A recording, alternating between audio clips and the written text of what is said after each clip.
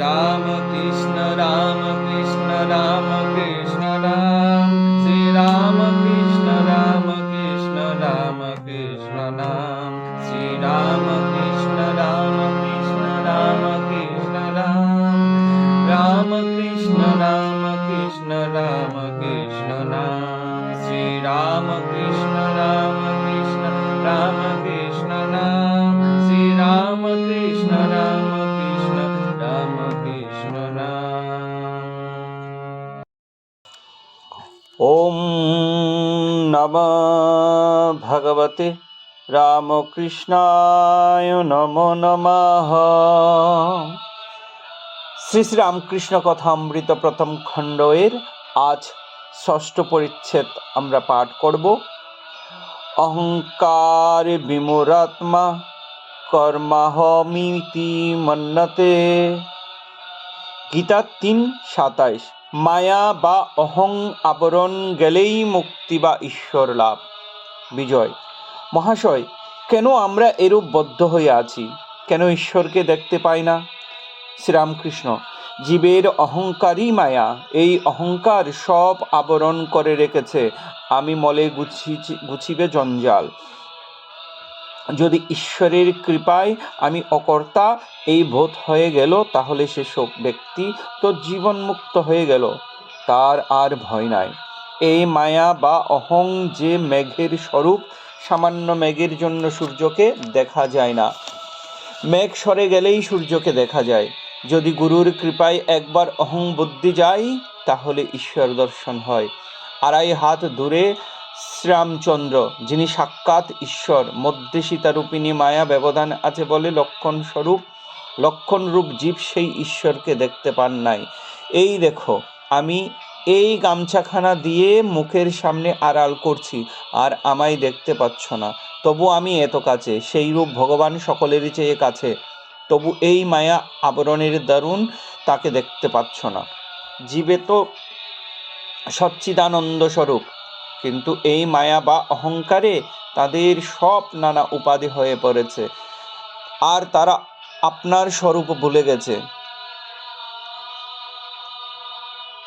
একটি উপাধি হয়, আর জীবের স্বভাব বদলে যায়। যে কালা পেরে কাপড় পরে আছে, অমনি দেখবে তার নিধুর টপ্পার তান এসে জোটে। আর তাস খেলা, বেড়াতে যাবার সময় হাতে ছড়ি, স্টিক, এই সব এসে জোটে। রোগা লোকও যদি বুট জুতা পরে, সে অমনি শীষ দিতে আরম্ভ করে। সিঁড়ি উঠবার সময় সাহেবদের মতো লাফিয়ে উঠতে থাকে। মানুষের হাতে যদি কলম থাকে, এমনি কলমের গুঞ্জে সে অমনি একটা কাগজ পেলেই তার উপর ফ্যাঁস ফ্যাঁস করে টান দিতে থাকবে। টাকাও একটি বিলক্ষণ উপাধি। টাকা হলেই মানুষ আর এরকমই হয়ে যায়, সে মানুষ থাকে না। এখানে একজন ব্রাহ্মণ আসা যাওয়া করত। সে বাহিরে বেশ বিনয়ী ছিল। কিছুদিন পরে আমরা কন্যগরে গেছিলুম। হৃদয় সঙ্গে ছিল। নৌকা থেকে যাই নামছি, দেখি সেই ব্রাহ্মণ গঙ্গার ধারে বসে আছে, বোধ হয় হাওয়া খাচ্ছিল। আমাদের দেখে বলছে, কি ঠাকুর? বলি, আছো কেমন? তার কথার স্বর শুনে আমি হৃদয়কে বললাম, ওরে হৃদয়, এ লোকটার টাকা হয়েছে, তাই এরকমই কথা। হৃদয় হাসতে লাগলো। একটা ব্যাঙের একটা টাকা ছিল, গর্তে তার টাকাটা ছিল। একটা হাতি সেই গর্ত ডিঙিয়ে গেছিল। তখন ব্যাঙটা বেরিয়ে এসে খুব রাগ করে হাতিকে লাথি দেখাতে লাগলো, আর বললে, তোর এত বড় সাধ্যে যে আমায় ডিঙিয়ে যাস? টাকার এত অহংকার। জ্ঞান লাভ হলে অহংকারে যেতে পারে, জ্ঞান লাভ হলে সমাধিস্থ হয়, সমাধিস্থ হলে তবে অহং যায়। সে জ্ঞান লাভ বড় কঠিন। বেদে আছে, সপ্তভূমিতে মন গেলে তবে সমাধি হয়, সমাধি হলে তবে অহং চলে যেতে পারে। মনের সচরাচর বাস কোথায়? প্রথম 3 ভূমিতে, লিঙ্গ, গুহ্য, নাভি, সেই 3 ভূমি। তখন মনের আসক্তি কেবল সংসারে, কামিনী কাঞ্চনে। হৃদয়ে যখন মনের বাস হয়, তখন ঈশ্বরীয় জ্যোতির দর্শন হয়। সে ব্যক্তি জ্যোতির দর্শন করে বলে, একই তারপর কণ্ঠ। সেখানে যখন মনের বাস হয়, তখন কেবল ঈশ্বরীয় কথা কহিতে ও শুনিতে ইচ্ছা হয়। কপালে ভ্রুমধ্যে মন গেলে তখন সচ্চিদানন্দ স্বরূপ দর্শন হয়। সেই রূপের সঙ্গে আলিঙ্গন স্পর্শন করতে ইচ্ছা হয়, কিন্তু পারে না। লণ্ঠনের ভেতর আলো দর্শন হয়, কিন্তু স্পর্শ হয় না। ছুঁই ছুঁই বোধ হয়, কিন্তু ছোঁয়া যায় না। সপ্তম ভূমিতে মন যখন যায় তখন অহং আর থাকে না, সমাধি হয়। বিজয়, সেখানে পৌঁছিবার পর যখন ব্রহ্মজ্ঞান হয়, মানুষ কি দেখে? শ্রীরামকৃষ্ণ, সপ্তম ভূমিতে মন পৌঁছিলে কি হয় মুখে বলা যায় না। জাহাজ একবার কালাপানিতে গেলে আর ফিরে না। জাহাজের খবর আর পাওয়া যায় না, সমুদ্রের খবরও জাহাজের কাছে পাওয়া যায় না। নুনের ছবি সমুদ্র মাপতে গিয়েছিল, কিন্তু যাই নেমেছে অমনি গলে গেছে। সমুদ্র কত গভীর কে খবর দিবে? যে দিবে সে মিশে গেছে। সপ্তম ভূমিতে মনের নাশ হয়, সমাধি হয়। কি বোধ হয় মুখে বলা যায় না। অহং কিন্তু যায় না। বজ্জাত আমি, দাস আমি। যে আমিতে সংসারী করে, কামিনী কাঞ্চনে আসক্ত করে, সেই আমি খারাপ। জীব ও আত্মার প্রভেদ হয়েছে, এই আমি মাঝখানে আছে বলে।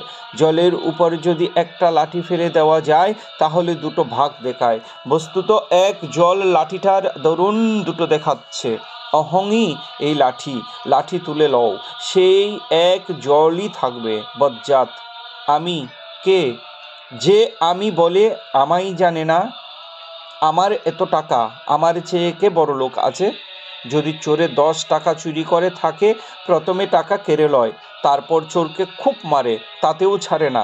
পাহারাওয়ালা ডেকে পুলিশে দেয়, ও ম্যাথ খাটায়। বজ্জাত আমি বলে জানে না আমার 10 টাকা নিয়েছে।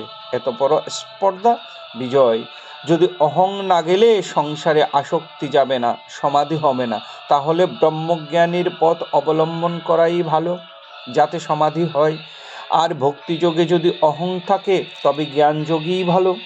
শ্রীরামকৃষ্ণ, দুই একটি লোকের সমাধি হয়ে অহং যায় বটে, কিন্তু প্রায় যায় না। হাজার বিচার করো, অহং ফিরে ঘুরে এসে উপস্থিত। আজ অশ্বত্থ গাছ কেটে দাও, কাল আবার সকালে দেখো ফেকরি বেরিয়েছে।